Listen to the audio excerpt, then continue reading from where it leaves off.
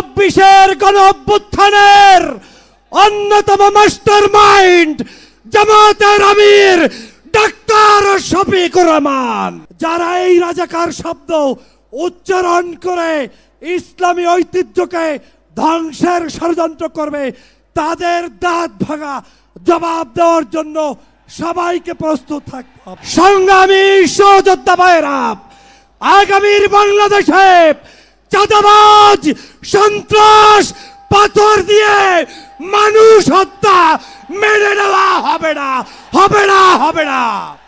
প্রিয় সংগ্রামী যোদ্ধা ভাইয়েরা, আপনাদেরকে স্মরণ করিয়ে দিতে চাই 2013 সালে নিজামী, সাইদি, মুজাহিদ, কাদের মোল্লা, আলী হাসান সহ যাদেরকে হত্যা করা হয়েছে তার রক্তের নজরানা দেওয়ার জন্য সমগ্র ঢাকার অলিতে গলিতে সকল মানুষ আজ বিস্তার করছে, ঠিক কিনা বলো?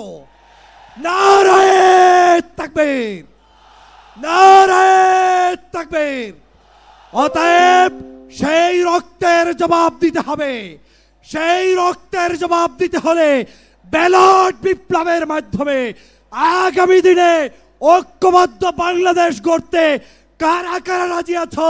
নারায়ে তাকবীর, নারায়ে তাকবীর। প্রিয় যোদ্ধা ভাইয়েরা, নতুন করে নাটক শুরু করেছে অনেকে। রাজাকার রাজাকার ট্যাগ লাগানোর দিন শেষ হয়ে গিয়েছে। বাংলাদেশে এখন থেকে স্বাধীনতার 54 বছর পরে যারা এই রাজাকার শব্দ উচ্চারণ করে ইসলামী ঐতিহ্যকে ধ্বংসের ষড়যন্ত্র করবে, তাদের দাঁত ভাঙা জবাব দেওয়ার জন্য সবাইকে প্রস্তুত থাকতে হবে। আগামীর বাংলাদেশ কলেমার বাংলাদেশ, আগামীর বাংলাদেশ ইসলামের বাংলাদেশ।